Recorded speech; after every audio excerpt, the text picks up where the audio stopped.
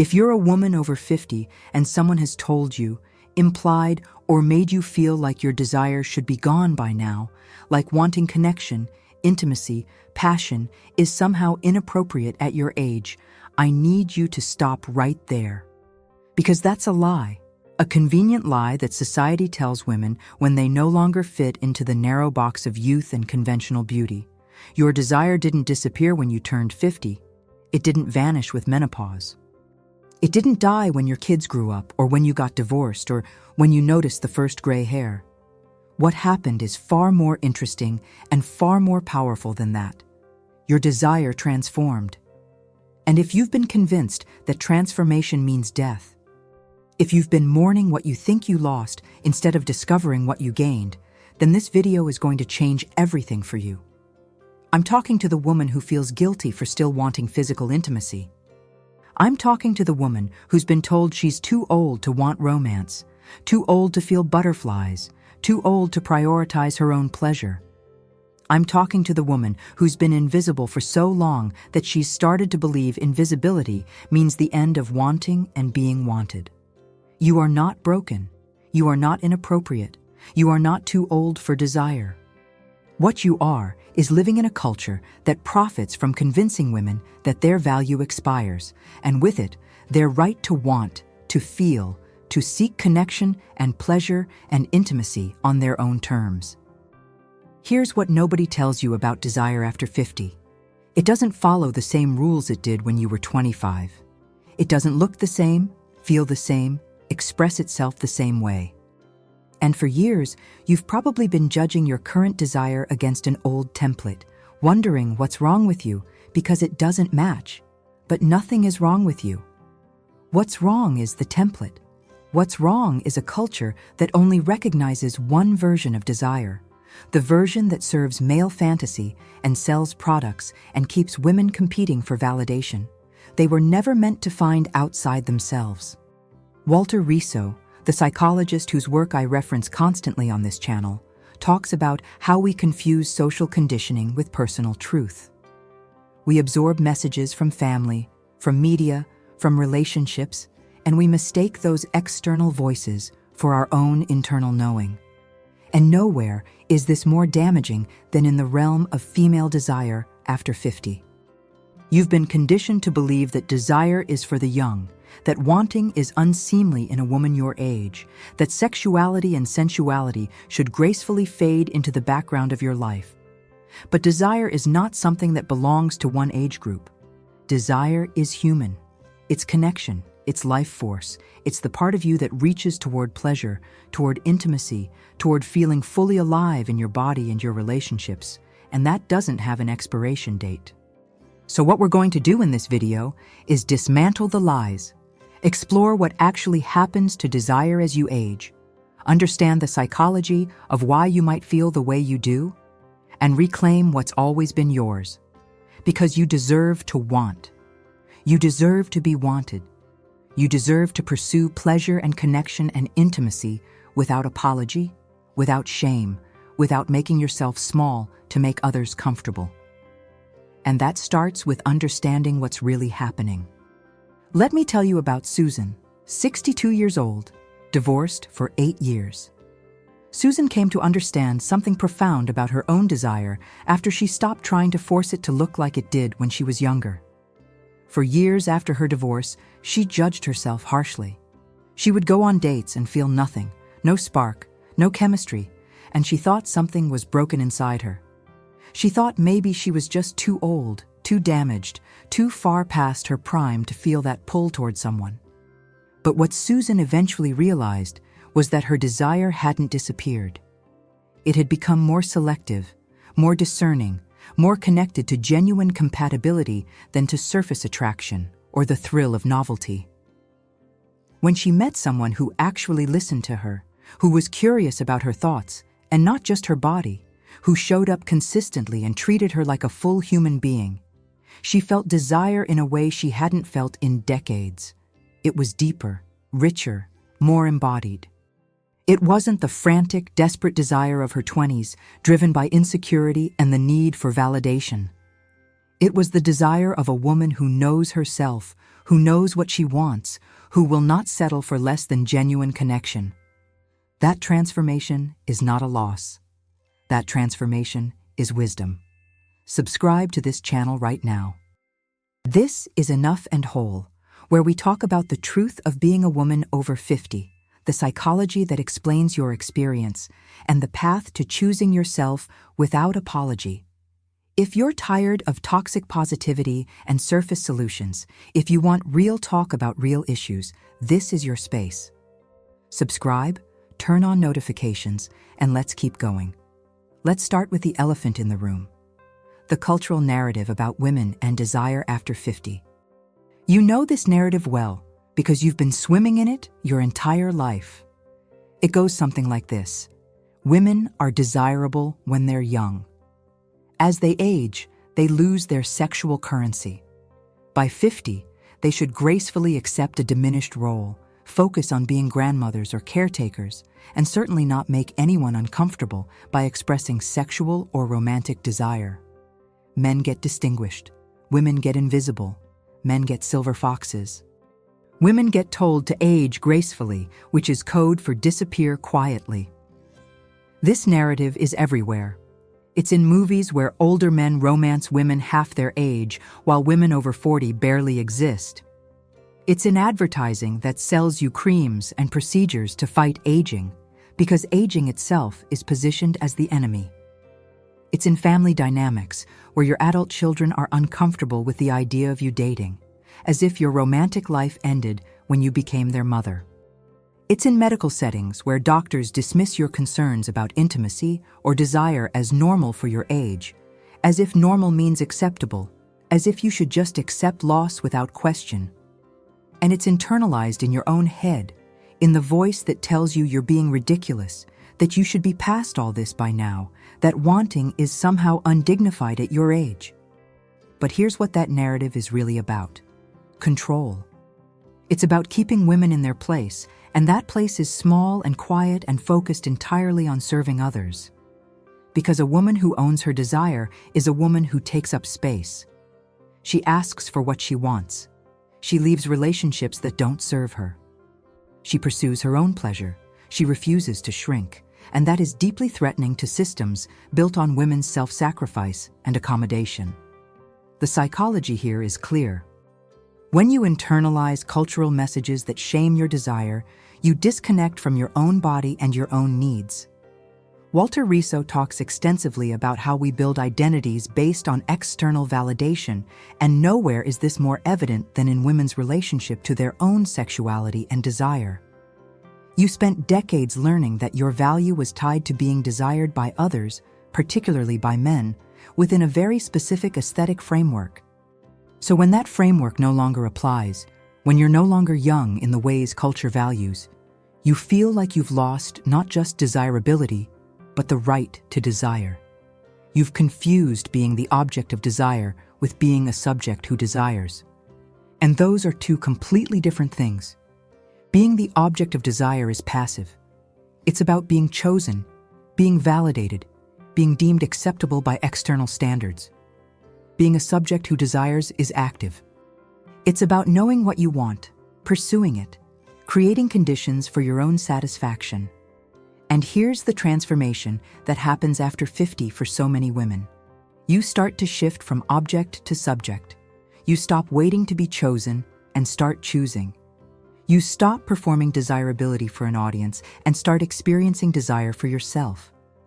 That shift is terrifying if you've built your entire sense of worth on being chosen. But it's liberating if you're willing to let it be. Let me tell you about Patricia, 58, who had been married for 35 years when her husband died.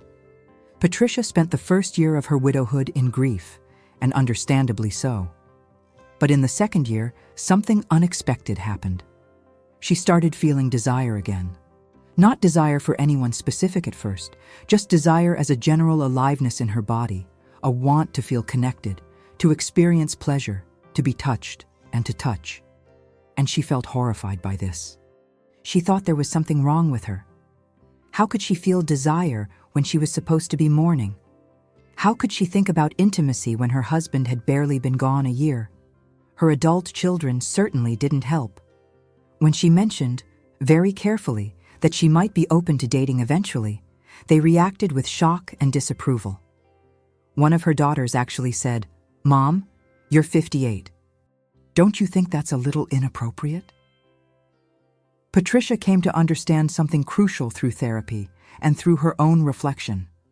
Her desire wasn't a betrayal of her love for her husband. Her desire was her life force reasserting itself.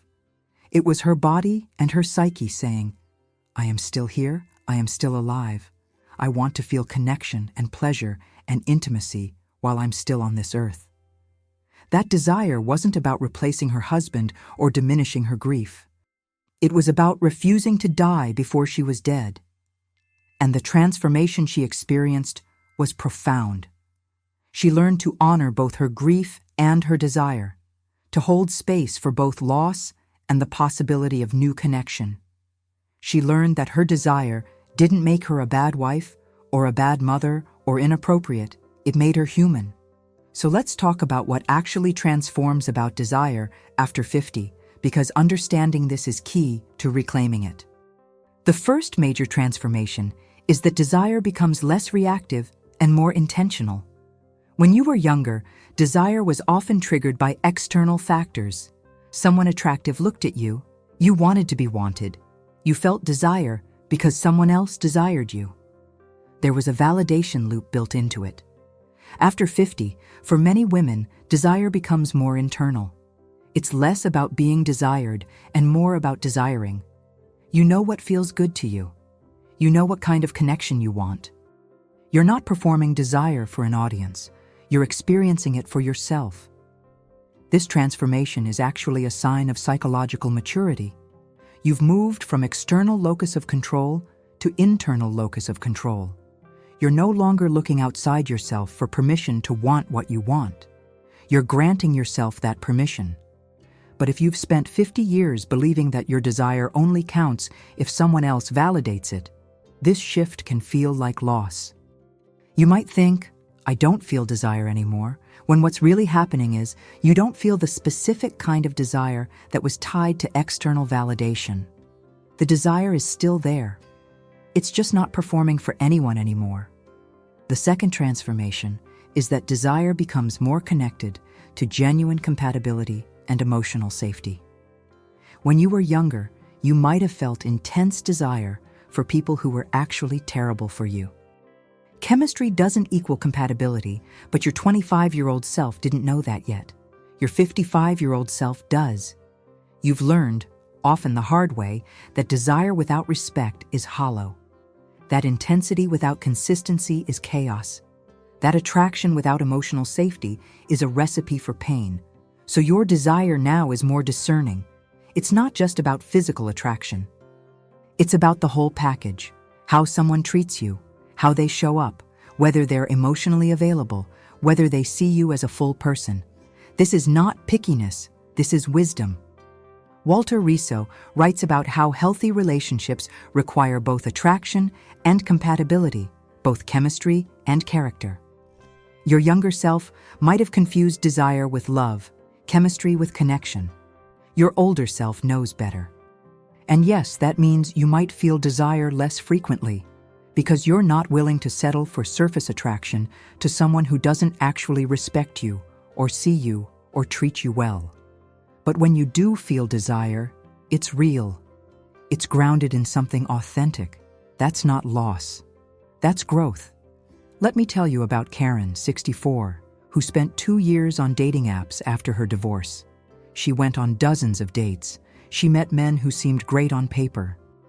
She tried to force herself to feel attracted to perfectly nice men because they checked boxes: employed, not terrible, willing to commit. But she felt nothing, and she started to panic. She thought maybe she was broken, maybe her capacity for desire had just dried up with menopause. But what Karen eventually realized was that none of these men saw her. They saw a pleasant woman their age who might be a good companion. They didn't ask her real questions. They didn't listen to her answers. They talked about themselves, their accomplishments, their ex-wives. They were looking for someone to fit into their life, not someone to build a life with. And Karen's desire was smarter than her conscious mind. It refused to show up for men who didn't actually show up for her. Then Karen met someone different. Through a hiking group, not a dating app. And the difference was immediate. This man was curious about her. He asked her about her art, her travels, her thoughts on everything from politics to poetry. He remembered details she mentioned in passing. He made space for her in conversations instead of dominating them. And Karen felt desire flood back into her body in a way she thought was gone forever. Not just physical desire, though that was there, but desire to spend time with him, to share her life with him, to be known by him. That's the transformation. Desire stopped being about validation and became about genuine connection, and it was so much richer than anything she'd felt in her younger years. The third transformation is that desire becomes more embodied and less performative. This is huge, and it's something most women don't realize is happening. When you were younger, you learned to experience your sexuality and your desire through the male gaze. You learned to monitor how you looked, how you sounded, whether you were performing desirability correctly. Sex and intimacy were often about being desired more than about experiencing your own desire and pleasure. You were worried about your stomach, your cellulite, whether you were making the right sounds, whether you were sexy enough. After 50, for many women, there's a shift. You care less about performing and more about feeling. You're less interested in being looked at and more interested in experiencing sensation and connection. You're less willing to fake anything, less willing to prioritize someone else's pleasure over your own, less willing to contort yourself into what you think desire should look like. This can be disorienting if you've equated performing desire with having desire. But what's really happening is you're finally experiencing your own desire directly instead of through a performance of it.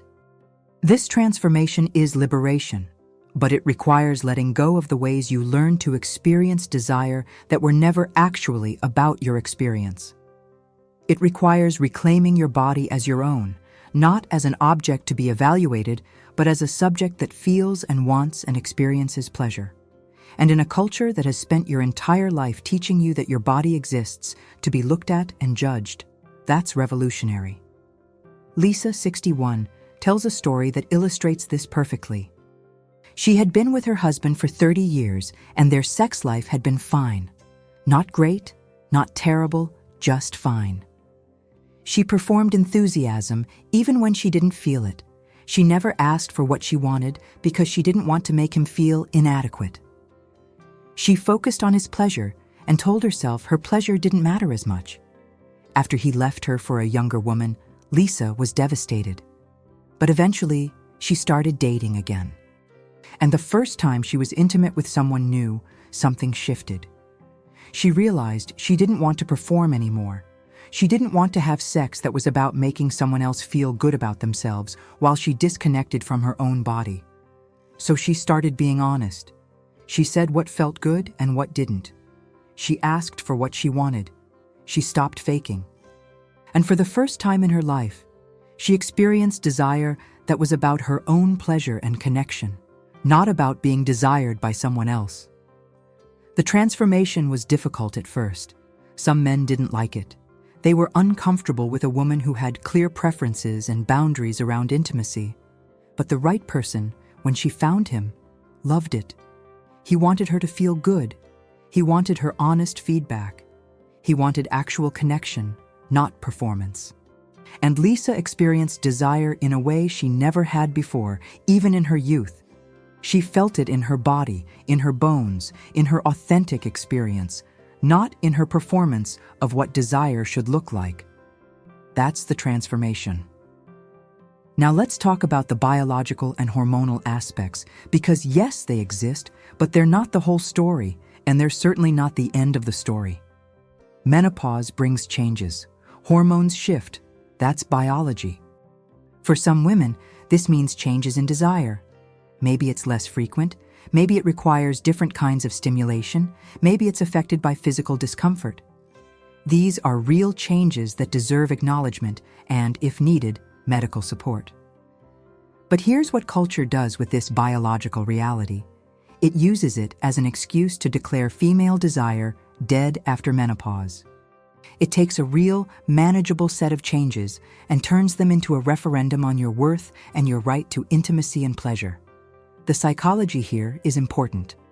When you're told that hormonal changes mean the end of desire, you stop paying attention to your actual experience. You interpret every shift as evidence of loss. You don't notice that your desire might be different but still present, might require different conditions but is still valid, might be more tied to emotional connection than it used to be but is no less real. You accept a narrative of decline instead of recognizing a narrative of transformation. Walter Riso talks about how we create self-fulfilling prophecies through our beliefs. If you believe desire is supposed to disappear, you stop cultivating it. You stop paying attention to what conditions support it. You stop asking for what you need. You disconnect from your body because you've decided your body is no longer a site of pleasure and desire. And then, surprise, you experience less desire. But that's not because desire naturally disappears. It's because you've been convinced it should, so you stopped nurturing it. Medical support can be helpful. If physical discomfort is an issue, talk to a doctor who takes your concerns seriously. If hormonal changes are affecting your well-being, explore options from HRT to supplements to other interventions. But also know that desire is not just hormonal. It's psychological, emotional, relational, contextual. You can support your body and also recognize that desire after 50 is about so much more than estrogen levels. It's about feeling safe, feeling seen, feeling valued. It's about having space in your life for pleasure instead of just obligation. It's about being with someone who sees you as a sexual being, not just a caretaker or a companion. It's about giving yourself permission to want instead of apologizing for wanting. Let me tell you about Donna, 67, who was told by her doctor that her decreased desire was just normal for her age and there was nothing to be done about it. Donna accepted this for years. She stopped thinking about intimacy. She told herself she was past all that. But when she met someone who genuinely excited her, someone who treated her with curiosity and respect and desire, her own desire came roaring back. It didn't look exactly like it did at 30. It required more time, more foreplay, more emotional connection. But it was absolutely present. What Donna realized was that the issue wasn't hormones. The issue was context. With her ex-husband, who had stopped seeing her as a person and treated her like a housekeeper, she had no desire.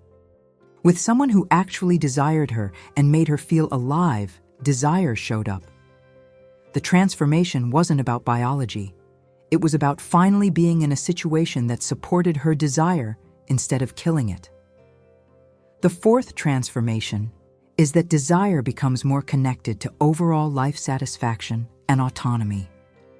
When you were younger, you might have experienced desire in relationships that were otherwise unfulfilling. You might have had great chemistry with someone who treated you poorly, felt intense desire in a relationship that was chaotic or even toxic. After 50, desire is less likely to exist in isolation from the rest of your life. If you're in a relationship where you feel controlled, unseen, or taken for granted, desire diminishes or disappears. If you have no autonomy in your life, if you're living entirely for others with no space for yourself, desire has nowhere to live. This is actually psychologically healthy. Desire requires a sense of self. It requires agency. It requires feeling like your wants and needs matter. When you've spent decades being the one who accommodates, who sacrifices, who puts everyone else first, desire often goes dormant because there's no self left to want anything. The transformation here is that desire becomes a barometer for your overall well-being. If you're feeling desire, it often means you have some sense of autonomy, some connection to yourself, some space in your life for pleasure and want. If desire is completely absent, it might be worth asking, do I have any space in my life for me? Am I so consumed with obligation that there's no room for want? This is why women often experience a resurgence of desire after divorce, after kids leave home, after they retire from a soul-crushing job. It's not just freedom from a specific situation. It's the reclamation of self. It's having space to breathe, to think, to want things again. Desire needs oxygen. It needs room. It needs a self that exists beyond serving others. And for many women, 50 is the first time they have that space in decades. Michelle, 59, tells this story beautifully. She had been married for 28 years, had 4 children, worked full-time, and spent every spare moment managing her household and caring for aging parents. She couldn't remember the last time she'd felt desire for her husband or for anything beyond sleep. She thought something was wrong with her. Her doctor suggested antidepressants. Her husband suggested she just needed to relax. But what Michelle needed was space. When her last child left for college and her parents passed away within months of each other, Michelle was devastated by the loss, but also felt something unexpected: spaciousness. For the first time in decades, she had time. Time to think, time to sleep late, time to read, to take long walks, to exist without constantly managing everyone else's needs. And within that space, desire returned. Not immediately, not in a rush, but gradually, like a plant that had been dormant coming back to life when given water and sunlight. Michelle started noticing her body again, feeling attraction, thinking about intimacy in ways she hadn't in years. She initiated sex with her husband for the first time in what felt like forever. And it was different than it had been before, slower, more connected, more about pleasure than performance. The transformation wasn't that Michelle got older. The transformation was that Michelle finally had space in her life for desire to exist. That space is not selfish. That space is necessary. Now let's address the elephant in the room. What about women who are not in relationships? What about women who are divorced, widowed, or single and not actively seeking partnership?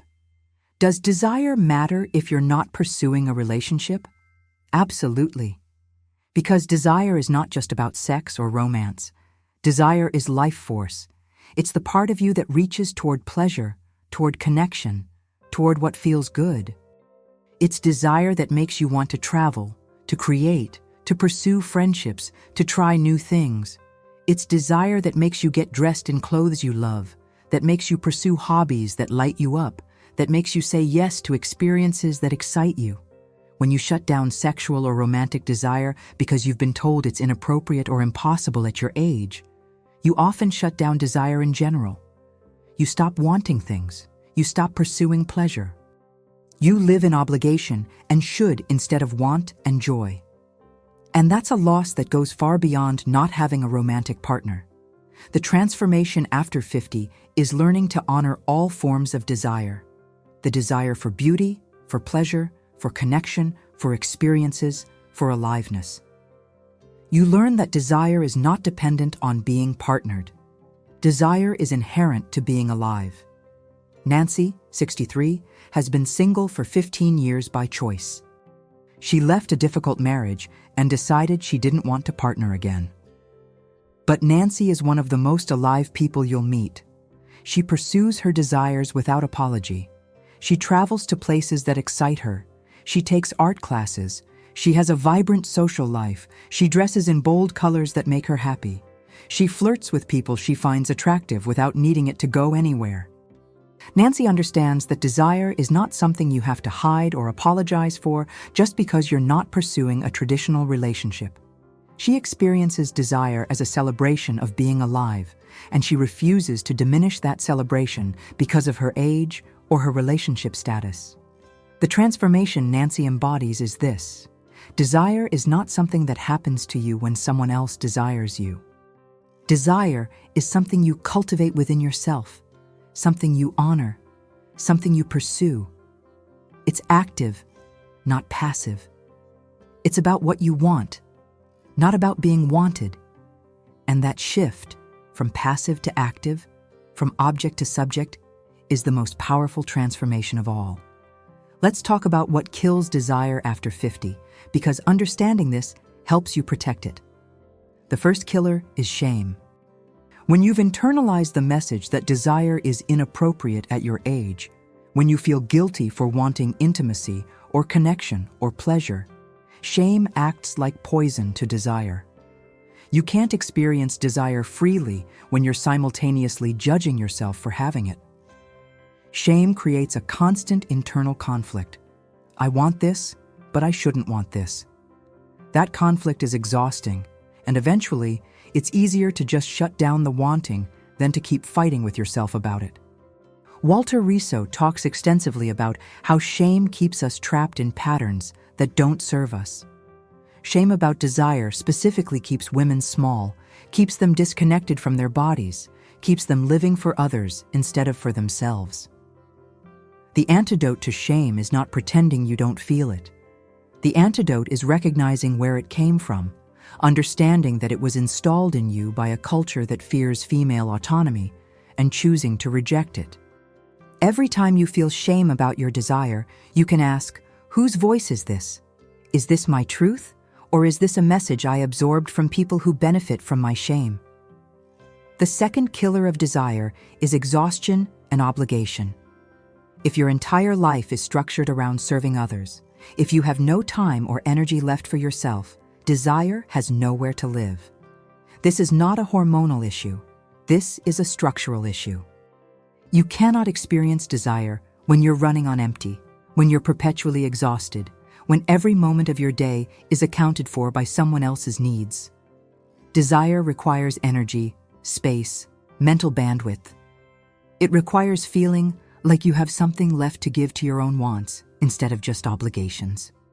This is why women often report that their desire disappeared in the midst of intensive caregiving years, whether that's raising small children, caring for aging parents, or being in a relationship where they do all the emotional labor. It's not that desire disappears, it's that there's no room for it. The transformation after 50 is often about reclaiming that room. It's about restructuring your life so that you're not just serving everyone else. It's about creating space for rest, for pleasure, for pursuing what feels good to you. And in that space, desire often returns. The third killer of desire is relationships that diminish you. If you're in a relationship where you feel unseen, unappreciated, or taken for granted, desire dies.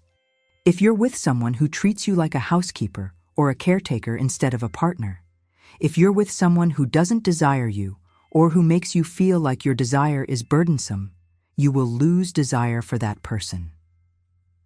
This is not a failure. This is a completely reasonable response to being in a situation that doesn't support desire. Many women blame themselves in this situation.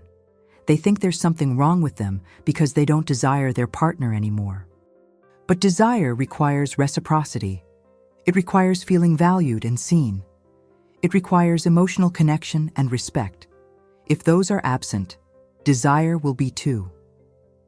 The transformation here is recognizing that your lack of desire might not be about you at all. It might be about the relationship, and you have a choice about whether to stay in a relationship that kills your desire or to pursue something different. Cynthia, 65, spent years in a marriage where her husband had completely stopped seeing her as a sexual being. He wanted her to be available for his needs, but showed no interest in her pleasure or her experience. He made jokes about her aging body. He never initiated intimacy with tenderness or desire for her specifically, only with his own need. Cynthia's desire for him disappeared completely, and she blamed herself. She thought menopause had broken her. But when she finally left, and 2 years later, met someone who treated her with genuine desire and respect, who was curious about her pleasure, who told her she was beautiful and meant it, her desire came flooding back. It wasn't menopause. It was being in a relationship that killed her desire and then blaming herself for it dying. The fourth killer of desire is disconnection from your body. If you've spent decades criticizing your body, wishing it were different, seeing it as something to be fixed or hidden, you're not embodied. You're living from the neck up, evaluating your body from the outside rather than experiencing it from the inside. And desire is embodied. It's a physical, felt experience. If you're disconnected from your body, if you're so busy judging it that you can't feel it, desire has nowhere to land. This disconnection is not your fault. You've been taught to evaluate your body against impossible standards your entire life. But the transformation after 50 is the opportunity to change that relationship, to stop seeing your body as an object to be judged and start experiencing it as the place you live, the source of pleasure and sensation and aliveness. This requires practice. It requires deliberately reconnecting with physical sensation, with what feels good, with inhabiting your body instead of monitoring it. Meditation, yoga, dance, any form of embodied practice can help with this. But so can something as simple as paying attention to physical pleasure in everyday life. The warmth of sun on your skin, the taste of food you love, the feeling of soft fabric, the sensation of stretching or moving. These are doorways back into your body, back into sensation, back into the possibility of desire. So how do you reclaim desire after 50? How do you honor the transformation instead of mourning a version of desire that no longer serves you? First, you give yourself permission to want. This sounds simple, but it's profound. You stop apologizing for desire. You stop judging yourself for still wanting intimacy, connection, pleasure, romance. You recognize that desire is not inappropriate or undignified. It's human, it's life force, and you deserve to experience it for as long as you're alive. This means actively rejecting the cultural messages that tell you otherwise. When you encounter the message that women your age shouldn't want these things, you name it as what it is: a lie designed to keep you small. You refuse to internalize it. You refuse to let it dictate your choices or your sense of what's possible for you. Second, you get curious about what desire looks like for you now. Not what it used to look like, not what you think it should look like, but what it actually looks like in your current life and body and context. You pay attention to what sparks desire, what conditions support it, what makes you feel alive and connected.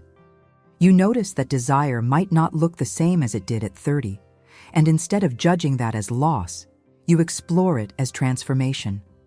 Maybe desire now is more tied to emotional connection than it used to be. Maybe it requires more time and space and specific conditions. Maybe it's more selective, more discerning. Maybe it's less about intensity and more about depth. None of these changes are bad. They're evidence of growth, of wisdom, of knowing yourself better. You honor that instead of fighting it. Third, you create conditions that support desire. You recognize that desire doesn't exist in a vacuum. It exists in context. If your life is structured in ways that kill desire, if you have no space for yourself, if you're exhausted and depleted, if you're in relationships that diminish you, desire will struggle. So you look at your life honestly and ask, what would need to change for desire to have room to exist? Maybe you need more rest. Maybe you need to set boundaries around your time and energy. Maybe you need to leave a relationship that's draining you. Maybe you need to pursue activities that make you feel alive. Maybe you need to dress in ways that make you feel attractive and embodied instead of invisible. These changes are not selfish. They're necessary. You cannot experience desire from a place of depletion. You cannot feel alive in your body when you're perpetually exhausted and living only for others. Creating space for desire is creating space for yourself. Fourth, you seek connection that honors your whole self. If you're pursuing romantic or sexual connection, you get clear about what you actually want, not what you think you should want or settle for. You recognize that desire after 50 is smarter than desire at 25. It knows that attraction without respect is hollow. It knows that chemistry without character is chaos. It knows that you deserve someone who sees you, who values you, who treats you like a full person with desires of your own. This might mean you date less frequently because you're not willing to settle. That's not a problem. That's wisdom. It might mean you turn down perfectly nice people who don't actually excite you or meet your needs. That's not pickiness, that's self-respect. You wait for genuine connection instead of forcing yourself to perform desire for someone who doesn't actually see you. And if you're already in a relationship, you advocate for what you need. You tell your partner what feels good and what doesn't. You ask for your pleasure to matter. You refuse to perform desire you don't feel. You create the conditions for authentic connection instead of accepting a version of intimacy that leaves you disconnected from your own experience. Fifth, you reconnect with your body as a source of pleasure, not just as an object to be judged. You practice inhabiting your body instead of monitoring it. You notice sensation, pursue physical pleasure in all its forms, move in ways that feel good, wear clothes that make you feel attractive and embodied. You reject the narrative that your body is broken or past its prime. You recognize that your body is the only body you have, the place you live, and it deserves to be treated with care and appreciation, not constant criticism. This reconnection is ongoing work, especially if you've spent decades disconnected. But every moment you choose to experience your body from the inside instead of evaluating it from the outside is a moment of reclamation. Every time you pursue pleasure without apologizing for it, you're honoring your desire. Every time you choose sensation over judgment, you're creating the conditions for desire to flourish. Let me tell you about Barbara, 68, who embodies this reclamation beautifully. Barbara was widowed at 62 and spent years convinced her intimate life was over. She had internalized all the messages. She was too old, her body was too changed, no one would desire her, and she certainly shouldn't be putting herself out there at her age. But at 66, she met someone at a community gardening group, and for the first time in years, she felt a pull toward someone. She was terrified. She almost talked herself out of it. But instead, she chose to honor the desire instead of shame it. Barbara and this man started spending time together. They took it slow. They talked for months before anything physical happened. And when it did, Barbara was scared. She was worried about her body, about whether she would remember how to be intimate, about whether she could even experience pleasure anymore. But she chose to be present instead of performing. She told him her fears. She asked for what she needed. She paid attention to sensation instead of appearance. And what she discovered was that her body was still capable of profound pleasure. Her desire was still present. It was different than it had been in her youth, slower, more deliberate, more connected to emotional intimacy. But it was no less real, no less powerful. The transformation Barbara experienced was not just about having a new relationship. It was about reclaiming her right to desire, to pleasure, to intimacy. It was about rejecting the voice that told her she was too old for all of this. It was about choosing aliveness over resignation, desire over disappearance. And that choice changed everything for her. Go to the comments and tell me, what's one way desire has transformed for you after 50?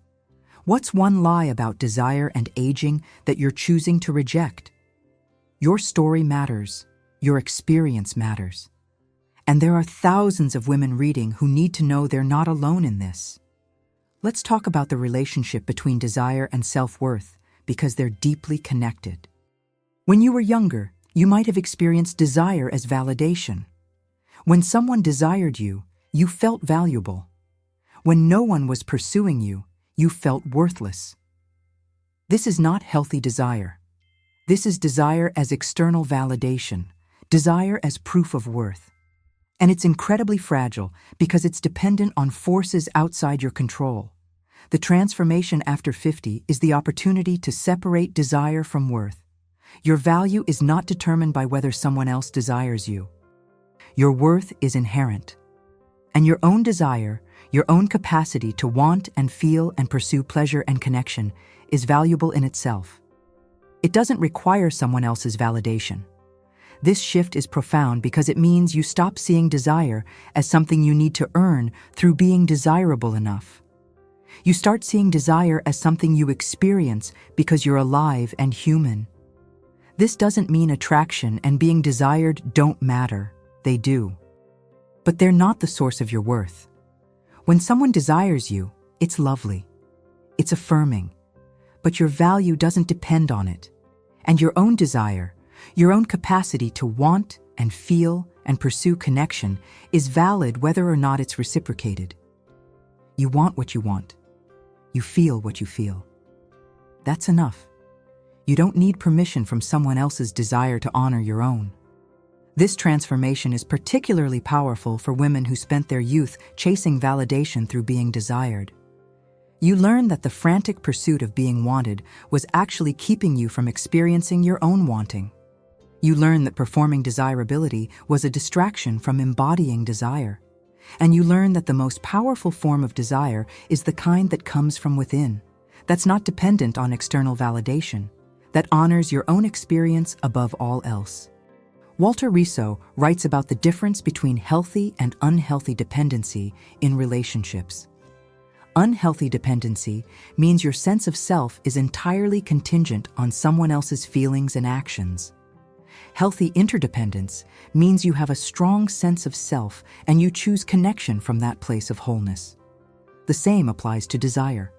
Unhealthy desire is contingent on being desired by others. Healthy desire comes from within, from your own capacity to feel and want and pursue pleasure. The transformation after 50 is often the shift from one to the other. Let me tell you about Deborah, 66, who spent her entire adult life seeking validation through men's desire for her. She needed to be wanted. She needed to know she was still attractive, still desirable. She stayed in relationships that were bad for her, because at least she was wanted. She made herself smaller to be more palatable, performed sexuality she didn't feel to keep partners interested. And through all of this, she never actually experienced her own desire. She was so busy being desired that she had no idea what she wanted. After her divorce at 62, Deborah spent 2 years single. Not by choice at first, just because she wasn't meeting anyone. And in that space, something shifted. She started asking herself what she actually wanted, not what would make her desirable to men. She started dressing in ways she loved instead of ways that got attention. She started pursuing hobbies that interested her instead of activities where she might meet men. She stopped performing and started living. And somewhere in that process, she reconnected with her own desire. Not desire to be wanted, but desire as her own experience. Desire to travel, to create, to connect with people who actually saw her. And eventually, desire for intimacy that was about genuine connection, not validation. When Deborah did meet someone, it was completely different than her previous relationships. She wasn't trying to make him want her. She was assessing whether she wanted him. She wasn't performing, she was experiencing. And that relationship, built on mutual desire that came from wholeness rather than need, was the healthiest she'd ever had. The transformation was learning that her desire mattered independently of being desired, and that shift changed everything. Now let's address something difficult. What if you're in a long-term relationship and desire has faded? What if you love your partner but don't feel desire for them anymore? This is common, and it's complicated. First, know that this is not necessarily a sign that the relationship is over. Desire in long-term relationships ebbs and flows. It requires cultivation, attention, novelty, effort. But also know that if desire has been absent for years, if you've tried to bring it back and it won't come, that's information worth paying attention to. The question to ask is, why has desire faded? Is it because you're exhausted and depleted with no space for desire in your life? Is it because the relationship has become more about obligation than connection? Is it because you feel unseen or unappreciated? Is it because you've fallen into patterns that kill desire, like treating each other like roommates instead of partners? Or is it because you've fundamentally outgrown the relationship, and the desire is telling you something true about incompatibility? There's no one right answer. But the transformation after 50 is often about honoring what desire is telling you instead of overriding it. If your desire is saying this relationship doesn't support my aliveness, and you keep forcing yourself to stay because you should, or because leaving is scary, you're abandoning yourself. If your desire is saying, I need something different from this relationship, new patterns, more connection, more priority, then that's a conversation to have. But you have to listen to what desire is actually telling you instead of just judging yourself for not feeling what you think you should feel. Some relationships can be revitalized. Creating space for connection, pursuing novelty together, addressing patterns that have killed desire, recommitting to each other's pleasure and aliveness, these can bring desire back. But it requires both people being willing to do the work. If you're the only one trying, if your partner has checked out or refuses to change patterns that are killing desire, you cannot do it alone. And you have a choice about whether to stay in a relationship where desire is dead and will remain dead, or to pursue something different. Let me tell you about Sandra, 61, who found herself in exactly this situation.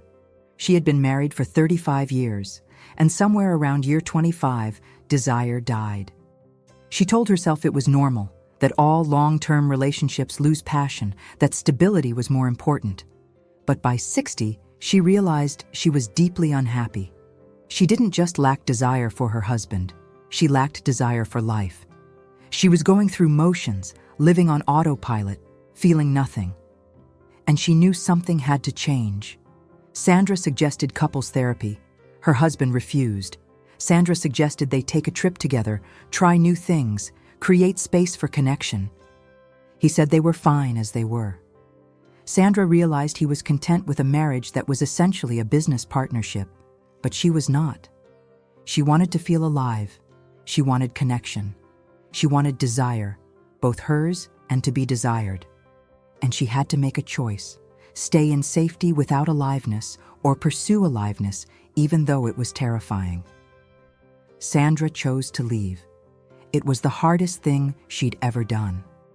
But what she found on the other side was not just a new relationship, though she did eventually find that. What she found was herself. She found her own desire, her own capacity to feel and want and pursue what made her alive. She found that she would rather be alone and alive than partnered and dead inside. That transformation, from sacrificing aliveness for security to choosing aliveness even when it's scary, is what reclaiming desire looks like. Here's what I want you to understand. Desire after 50 is not less than desire at any other age. It's not a shadow of what it used to be. It's not something to mourn or apologize for. It's a transformation, and transformation is not loss. It's evolution. Your desire at 55 or 65 or 75 is wiser than it was at 25. It knows more. It requires more. It's connected to your whole self, your values, your need for genuine connection and respect. That's not a problem. That's growth. You don't have to settle for a version of desire that's only about being wanted by others. You don't have to perform desirability according to standards that were never about your experience. You don't have to accept that desire disappears with age just because culture tells you it should. You can reclaim desire as your own experience, your own capacity to feel and want and pursue pleasure and connection and aliveness. You can honor the transformation instead of fighting it. You can choose to be a subject who desires instead of just an object who is desired. This requires courage. It requires rejecting messages you've absorbed your entire life. It requires creating space in your life for your own wants and needs. It requires being honest about what you desire and pursuing it without apology.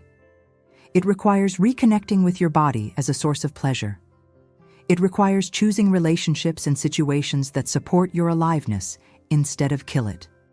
It requires believing that you deserve desire, that it's not inappropriate or undignified, that it's your birthright as a human being for as long as you live. And yes, it requires grieving the ways desire has changed. There are real losses. Your body is different. Your energy is different. The cultural context is different. You might not feel the same kind of frantic, intense desire you felt at 25. And if that was the only version of desire you knew, it can feel like loss. But if you can make space for the grief, while also making space for curiosity about what desire is now, you might discover something richer. You might discover that desire rooted in self-knowledge and genuine compatibility and emotional depth is actually more satisfying than desire rooted in validation and performance and intensity without substance. The question is not whether desire exists after 50. It does. The question is whether you give yourself permission to experience it, cultivate it, honor it. The question is whether you reject the lies that tell you you're too old for wanting. The question is whether you create the conditions for desire to flourish instead of accepting conditions that kill it.